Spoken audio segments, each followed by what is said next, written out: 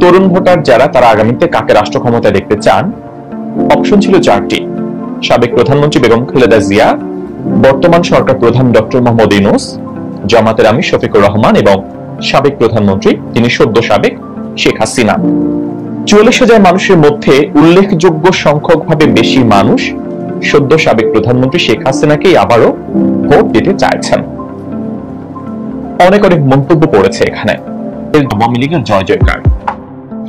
আমি আমার ব্যক্তিগত কোনো বক্তব্য নেই বা মন্তব্য নেই, আমি আপনাদের মন্তব্য করতে চাই। সেই মন্তব্যে আমি জানতে চাই মানুষ আসলে কেন সাবেক প্রধানমন্ত্রী শেখ হাসিনার প্রতি আস্থা রাখছেন। ৪০,০০০ মানুষ ভোট দিয়েছেন, এর মধ্যে ৮৮% মানুষ 88% তারা শেখ হাসিনার প্রতি তাদের সমর্থন জানিয়েছেন এবং ৫% মানুষ এবং শফিকুর রহমান জামাতের আমির তার প্রতি সমর্থন দিয়েছেন ৪% মানুষ এবং বর্তমান সরকার প্রধান প্রফেসর ডক্টর মোহাম্মদ ইউনূস সাহেব তার প্রতি সমর্থন জানিয়েছেন ৩% মানুষ। মানে বেগম খালেদা জিয়া, ডক্টর মোহাম্মদ ইউনূস, শফিকুর রহমান এই তিনজন মিলে তারা মাত্র ১২% মানুষের সমর্থন পেয়েছেন।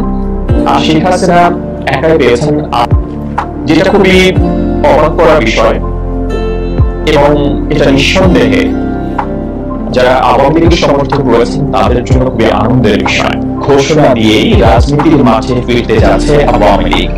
আওয়ামী লীগ তাদের নানা কর্মসূচি পালনের ঘোষণা দিয়েছেন এবং তারা হরতাল পালন করবে এমন সিদ্ধান্তের কথা জানিয়েছেন। কিন্তু আওয়ামী লীগ এত তাড়াতাড়ি ঘুরে দাঁড়াতে পারবে বা চেষ্টা করবে এটা কেউ ভাবেনি। যেখানে আওয়ামী লীগ রাজনীতি করতে পারবে কিনা, তাদের রাজনীতি করার অধিকার তারা পাবে কিনা সেটা নিয়ে নানা ধরনের সমস্যা রয়েছে। কারণ উপদেষ্টা যারা রয়েছেন অনেকে কড়া মাত্রা দিচ্ছেন আগামী জাতীয় সংসদ নির্বাচনে আওয়ামী লীগ অংশগ্রহণ করতে পারবে না, তাদের করতে দেওয়া না হওয়া পর্যন্ত তাদেরকে নির্বাচনের বাইরে রাখবে বা আওয়ামী লীগকে নিষিদ্ধ করে দেওয়া হবে। এই মুহূর্তে আপনারা জানেন আওয়ামী লীগের ভারতীয় সংগঠন ছাত্রলীগ নিষিদ্ধ হয়ে গেছে।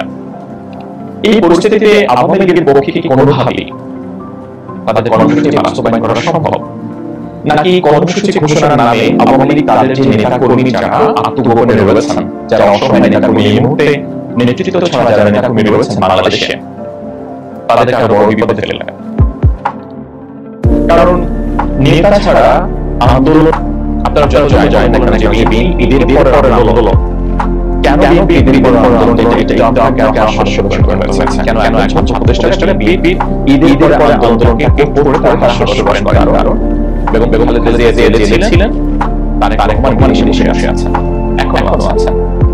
তারেক রহমানকে মনে তারেক রহমান যদি বাংলাদেশে মাঠে থাকতো তাহলে বিএনপির আন্দোলন ঈদের পরের অপেক্ষা হতো না। আপনি যত বড় নেতা হন না কেন, আপনার শারীরিক উপস্থিতি, জনতার মাঝে এসে বক্তৃতা করা, এগুলো মানুষের মধ্যে প্রাণ চাঞ্চল্য তৈরি করে, সমর্থনের মধ্যে প্রাণ সঞ্চার করে। আত্মগোপনে থেকে বক্তৃতা দিয়ে গণজাগরণী আদৌ সৃষ্টি করা সম্ভব, হয়তো সম্ভব হতো যদি না এরকম মানে পালিয়ে যেতে না হতো। আওয়ামী লীগের প্রায় সকল নেতাকে কেউ রয়েছে আওয়ামী লীগের যে সেখানে চলে গেছে, অনেক আলোচনা হয়েছে। কিন্তু এই যে এত বড় নেতা আমরা বক্তৃতা সময় কথা বলেন, বাকি যারা রয়েছে তারা কেউ কোনো কথা বলে। আমরা সরাসরি আমরা একটা জিনিস শুনতাম যে দেশে যত সমস্যা হয় না কেন সব কিছু সমাধান শেখ হাসিনাকে করতে হয়। মানে তিনি করা ছাড়া বড় ইস্যু উঠলে শেখ হাসিনার মুখ ছাড়া তাকে বলা ছাড়া ওই সমাধান হয় না। তাহলে শেখ হাসিনা যে একটা বড় মন্ত্রী পরিষদ, সেই মন্ত্রী পরিষদের কাজ কি? যেমন যেটা দেখতে পাচ্ছি